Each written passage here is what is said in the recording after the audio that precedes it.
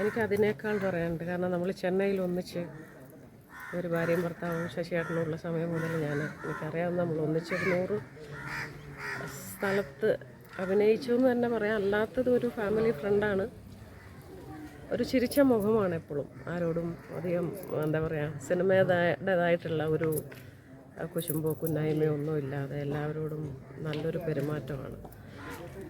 അപ്പോൾ ചേച്ചി കുറേ കാലമായി ഇങ്ങനെ കിടക്കുന്നു. ആ കിടപ്പ് കാണാൻ സത്യം എനിക്ക് വയ്യാത്തതുകൊണ്ട് ഞാൻ വന്നിട്ടില്ല. കാരണം എന്നെ വിളിച്ചായിരുന്നു ഒന്ന് പോയി നോക്കാൻ. ഇത്രയും ആക്റ്റീവായിട്ട് ഇത്രയ്ക്ക് എല്ലാ ലൊക്കേഷനിലും ഒരു സ്നേഹത്തോട് പെരുമാറിയിട്ടിരുന്ന ചേച്ചി ശരിക്കും പറഞ്ഞാൽ ഒരു കൂടപ്പറപ്പിനെ പോലെ തന്നെ ഞാൻ സ്നേഹിച്ചുകൊണ്ടിരുന്നതാണ്.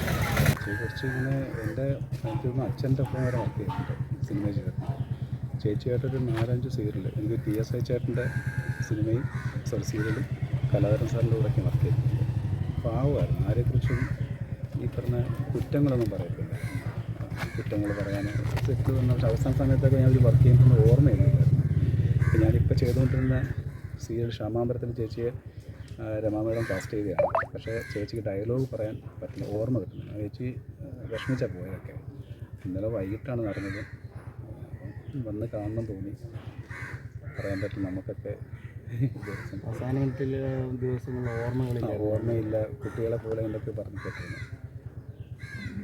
ഞാൻ ഇടയ്ക്ക് വിളിച്ചത് സഹോദരി എൻ്റെ ഒപ്പം എടുക്കുമ്പോൾ മരിക്കുന്നത് ഒരുപാട് പ്രാവശ്യം മുന്നേ വിളിച്ചിരുന്നു. ചേച്ചി കുറച്ച് ബുദ്ധിമുട്ടൊക്കെ ആയിരുന്നു. പ്രാർത്ഥിക്കുന്നു ആത്മാവിന് വേണ്ടി. അത്രയേ ഉള്ളൂ. ശരി. നമ്മുടെ അഭിനയ രംഗത്ത് ഇത്രയും സൽസ്വഭാവിയായിട്ടുള്ള ഒരു വ്യക്തിയെ കിട്ടില്ല. എന്നെ സംബന്ധിച്ച് പറയുകയാണ്. വേറെ എനിക്ക് അറിഞ്ഞൂടാ. കാരണം ഞങ്ങളുമായിട്ട് അത്രമാത്രം ബന്ധം ഈ സീരിയലായിരുന്നാലും സിനിമയായിരുന്നാലും ഒക്കെ. ഈ സിനിമയുടെ വർഷം തോറുമുള്ള യോഗമുണ്ട്, general body meeting. General body മീറ്റിങ്ങിൽ മുമ്പൊക്കെ ഞാൻ ഈ ബസ്സെല്ലാം അറേഞ്ച് ചെയ്ത് എല്ലാ താരങ്ങളുമായിട്ട് പോകുമ്പോഴും അന്നും കനകലത ഇവിടെ. അപ്പം ജയനാഥവർമ്മ സാറ്, കൊല്ലം തുളസി, അങ്ങനെ തുടങ്ങി തിരുവനന്തപുരത്തുള്ള പ്രധാനപ്പെട്ട എല്ലാ നടന്മാരെയും നടികളെയും കൊണ്ടുപോകാനായിട്ട് വലിയ ബസ്സിലാണ് മുമ്പ് പോയിക്കൊണ്ടിരുന്നത്. അത് ആ ബസ്സിൻ്റെ ഏർപ്പാടുകളൊക്കെ നടത്തുന്നത് അവിടെ ഇടവേള ബാബു ഒക്കെയാണ്. അപ്പോൾ അതിൻ്റെ തിരുവനന്തപുരത്തിൻ്റെ ഫുൾ ചുമതലയും എനിക്കാണുള്ളത്. അപ്പോൾ ഇങ്ങനെ ലതയെല്ലാം സംബന്ധിച്ച് പറയുകയാണെങ്കിൽ വിളിച്ച് ഇങ്ങനെ ചോദിക്കും, ചേട്ടാ എങ്ങനെയാണ് നമുക്ക് എവിടെ, ഞാൻ എൻ്റെ അടുത്ത് വരാം, പൂജപ്പുര വരാം. അപ്പം പൂജപ്പുരയായിരിക്കും ഇതിൻ്റെ ഒരു പ്രധാന കേന്ദ്രം.